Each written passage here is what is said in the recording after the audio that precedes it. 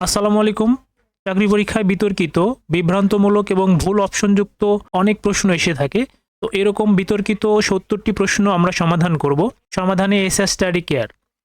১ নম্বর প্রশ্ন, আয়তনের দিক দিয়ে বিশ্বে বাংলাদেশের অবস্থান কত? আয়তনে বাংলাদেশের অবস্থান বিশ্বে কোথাও ৯০, কোথাও ৯১, কোথাও ৯২, কোথাও ৯৪, কোথাও ৯৫। তো সঠিক অ্যান্সারটি কোনটি? উইকিপিডিয়ার তথ্য মতে আয়তনে বাংলাদেশ ৯২তম। এটা হবে বর্তমান অ্যান্সার। কিন্তু অপশনে আমাদের ৯২ নেই, ৯০তম আছে। ছিটমহল বিনিময়ের আগে বাংলাদেশ বিশ্বে অবস্থান ছিল হচ্ছে ৯৪ বা ৯৫তম। যদি এই অপশনগুলো সহই পরীক্ষায় এসে থাকে তাহলে আমরা প্রচলিত হিসেবে আমরা ৯০তম অ্যান্সারটা দিতে পারি। আর যদি ৯২ থাকে তাহলে অবশ্যই আমাদের ৯২ দিতে হবে, কারণ উইকিপিডিয়ার তথ্য অনুযায়ী বাংলাদেশ এখন আয়তনে ৯২তম দেশ। মর্শিয়া শব্দটির উৎপত্তি কোন ভাষা থেকে? মর্শিয়া শব্দের অর্থ হচ্ছে শোক। এটা আসলে অনেক বইয়ে ফার্সি দেওয়া আছে। এই শব্দটির উৎপত্তি হচ্ছে আরবি ভাষা থেকে। তাহলে অ্যান্সার হবে ক নম্বর, আরবি। বাংলাদেশ ও ভারতের অভিন্ন নদীর সংখ্যা কত? অনেক জায়গায় ৫৭ দেওয়া আছে, কোথাও ৬১ও দেওয়া আছে।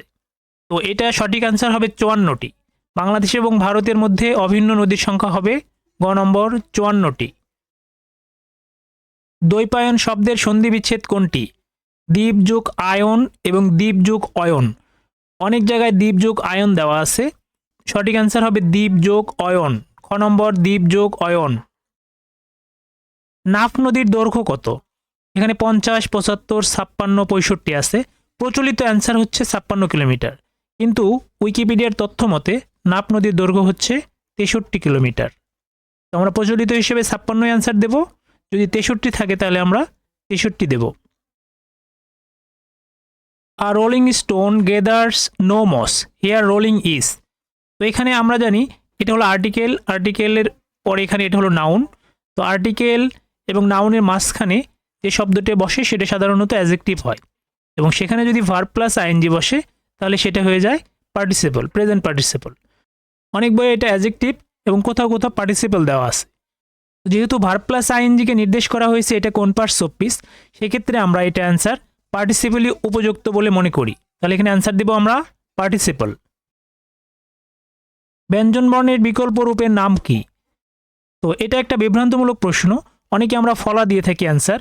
২০২১ সালে প্রণীত ১০ম শ্রেণীর বাংলা ব্যাকরণ অনুযায়ী ব্যঞ্জনবর্ণের বিকল্প রূপের নাম হচ্ছে অনুবর্ণ, গ নম্বর, অনুবর্ণ।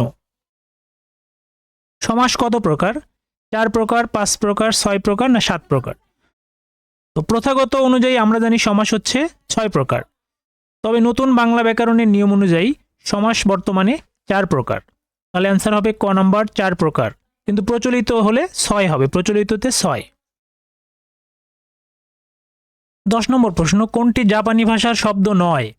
এখানে হাসনাহেনা শব্দটি জাপানি, রিক্সা শব্দটিও জাপানি। গ নম্বর, জুতো।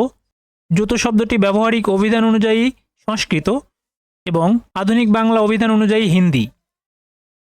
এবং অপশন ঘতে চামেলি, চামেলি শব্দ ব্যবহারিক অভিধান অনুযায়ী হিন্দি এবং আধুনিক বাংলা অভিধান অনুযায়ী খাঁটি বাংলা শব্দ।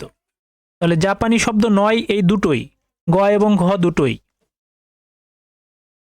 বাংলা ভাষায় প্রকাশিত প্রথম দৈনিক পত্রিকার নাম কি? এটা হবে সংবাদ প্রভাকর। অ্যান্সার হবে ক নম্বর, সংবাদ প্রভাকর প্রথম দৈনিক পত্রিকা। অন্যদিকে সমাচার দর্পণ হচ্ছে প্রথম সাপ্তাহিক পত্রিকা, দিগদর্শন হচ্ছে প্রথম সাময়িক পত্রিকা। যদি দৈনিক পত্রিকা উল্লেখ থাকে তাহলে আমাদের সংবাদ প্রভাকর দিতে হবে, ক নম্বর, সংবাদ প্রভাকর। বাক্যের ক্ষুদ্রতম একক কোনটি? এটা শব্দ এবং ধ্বনি নিয়ে তর্ক বিতর্ক চলছে। ক্ষুদ্রতম একক হিসেবে আমরা শব্দকেই দেব, ক নম্বর, শব্দ।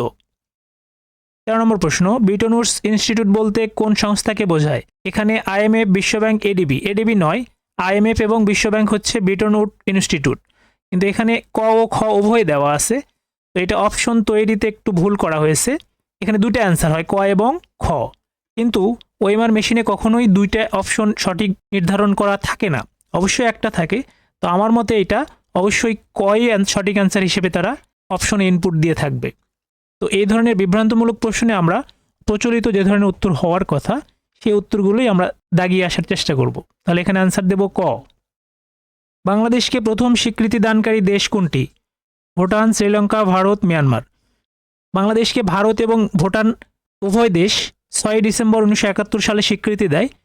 তবে ভুটানই সর্বপ্রথম বাংলাদেশকে স্বাধীন রাষ্ট্র হিসেবে স্বীকৃতি দেয় এবং ভুটান স্বীকৃতি দেওয়ার কিছু সময় পরে, কয়েক ঘন্টা পরে ভারত স্বীকৃতি দেয়। এই হিসেবে প্রথম স্বীকৃতিদানকারী দেশ হবে ভুটান। ক নম্বর ভুটান। বিলুবিরিন তৈরি হয় কিডনিতে, যকৃতে, পিত্তথলিতে না স্প্লিহায়? এটা বহুল প্রচলিত উত্তর ছিল স্প্লিহায়।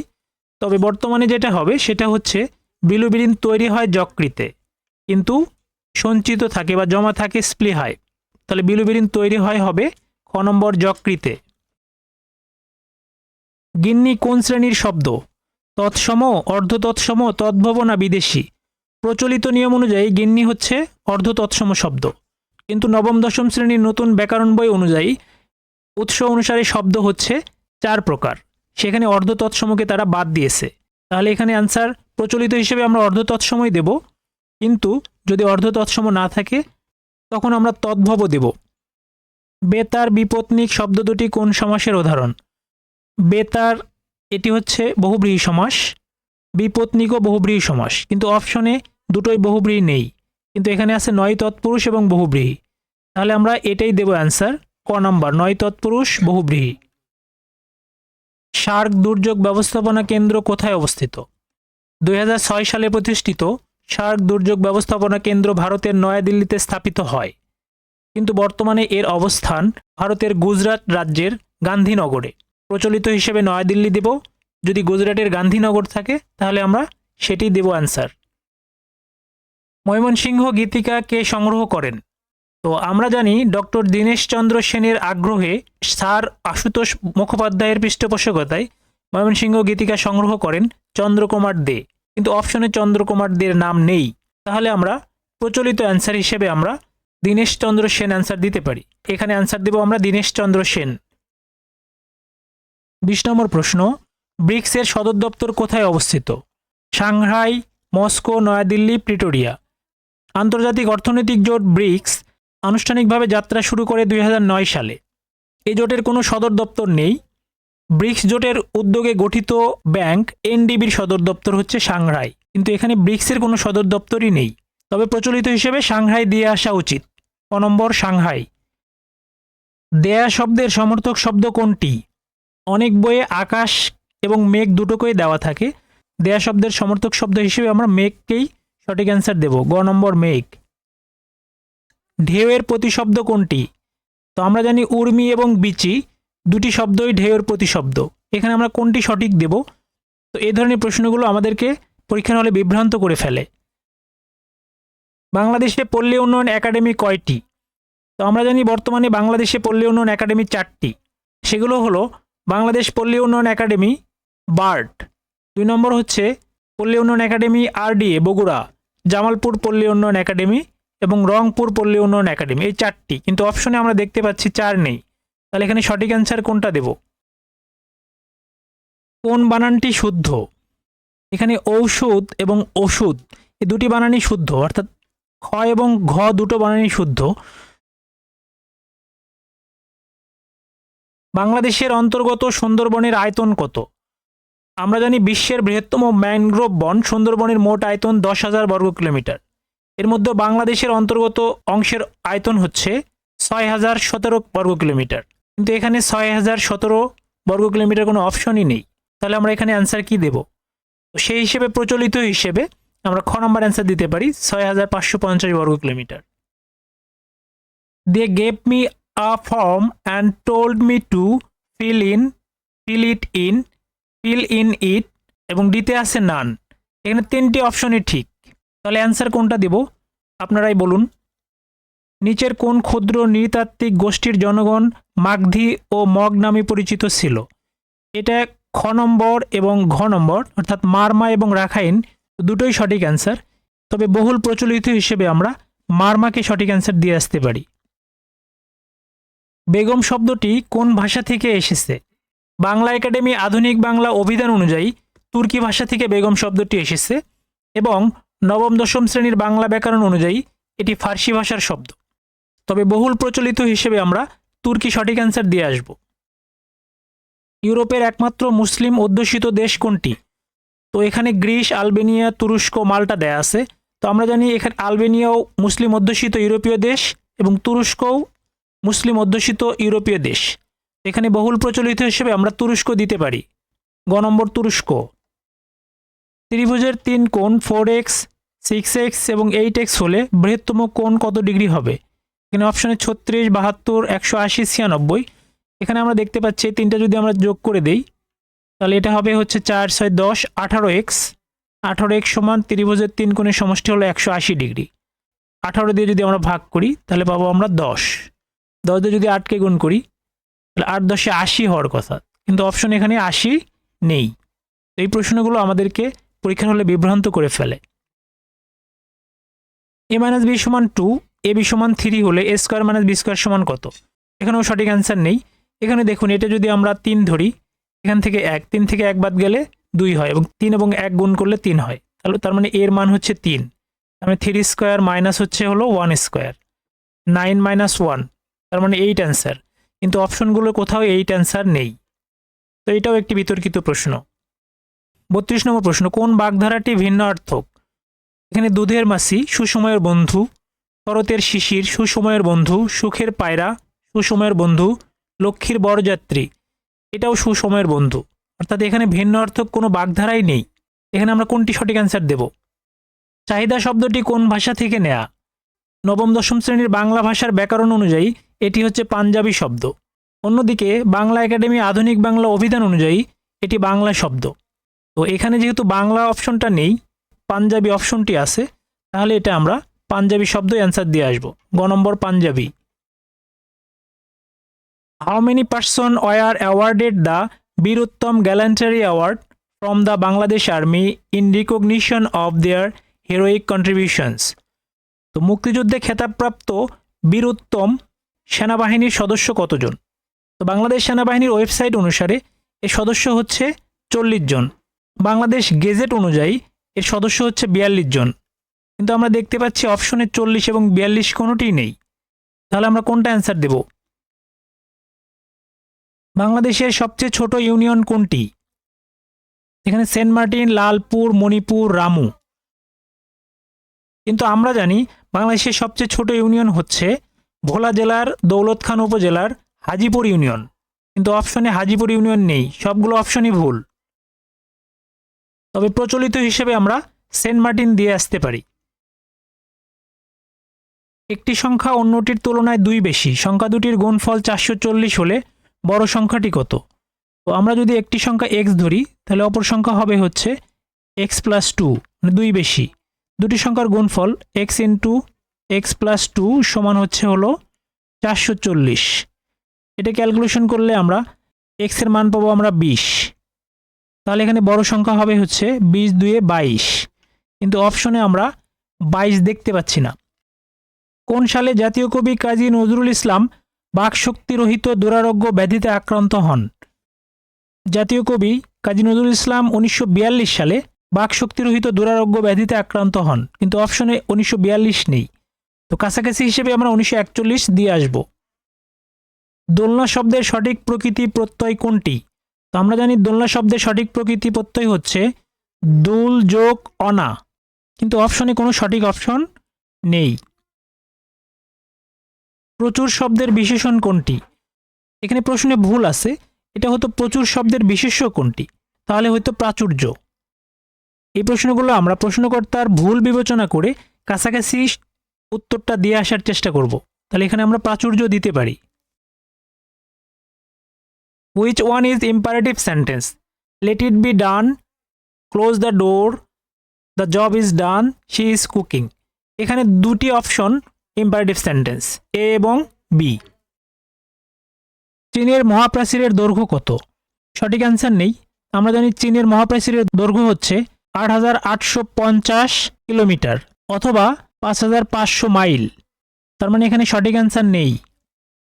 চ্যান্সেলর কোন দেশের প্রধানমন্ত্রী সমমর্যাদার পদ? Austria, Germany.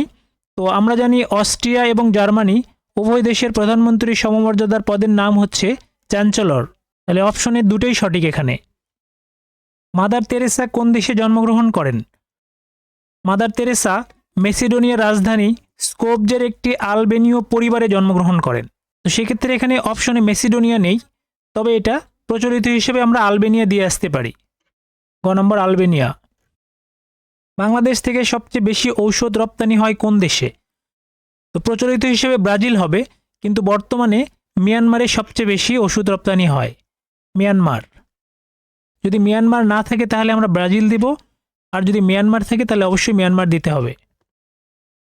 মুক্তিযুদ্ধ জাদুঘরের অবস্থান কোথায়? তো আমরা জানি মুক্তিযুদ্ধ জাদুঘর প্রতিষ্ঠিত হয় সেগুনবাগিচায়। পরবর্তীতে সেটি স্থানান্তরিত করা হয় ঢাকার আগারগাঁয়ে। তো যদি আগারগাঁ না থাকে তাহলে আমরা সেগুনবাগিচা দেব, তবে আগারগাঁ থাকলে অবশ্যই সঠিক অ্যান্সার আগারগাঁ। নবান্ন শব্দটি কোন প্রক্রিয়ায় গঠিত? নবান্ন শব্দটি সমাস এবং সন্ধি উভয় প্রক্রিয়ায় গঠিত।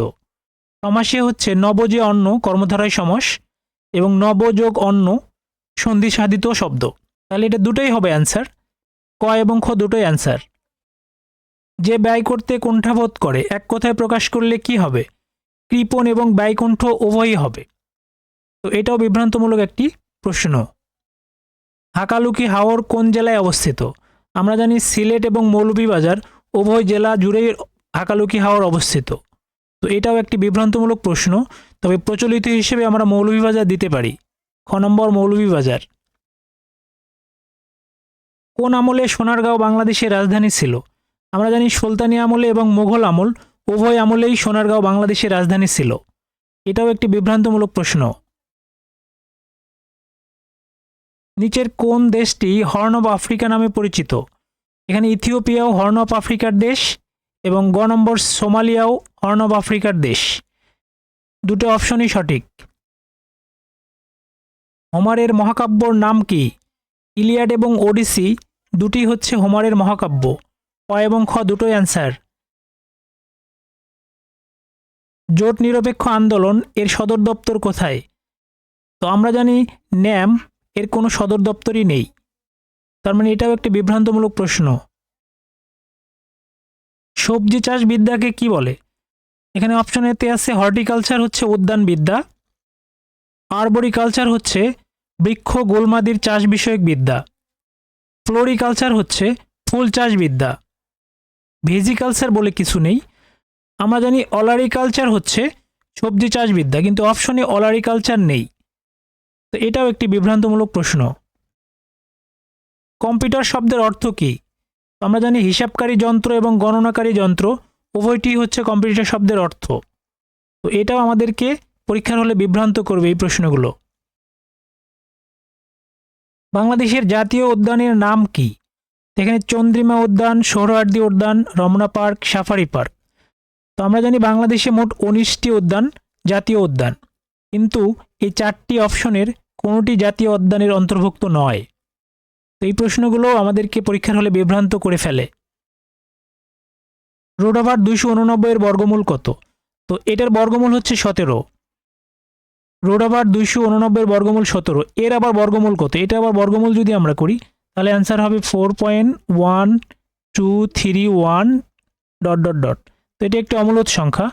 অনেকে আমরা এটা শুধু 17 চিন্তা করে এটা আমরা স্বাভাবিক সংখ্যা চিন্তা করতে পারি, কিন্তু যেহেতু এখানে অপশনে স্বাভাবিক সংখ্যা আছে, পূর্ণ সংখ্যা আছে, মূলদ সংখ্যা আছে, তাহলে আমরা বলতে পারি শুধু 17 কিন্তু মূলদ সংখ্যা হবে, পূর্ণ সংখ্যা হবে, স্বাভাবিক সংখ্যা হবে। একটি অপশনই শুধু আলাদা, সেটা হলো অমূলদ সংখ্যা। তো সেই দৃষ্টিকোণ থেকে আমরা বলতে পারি এটা আসলে রুট ওভার 17কে বোঝানো হচ্ছে, যেটা অবশ্যই হবে অমূলদ সংখ্যা।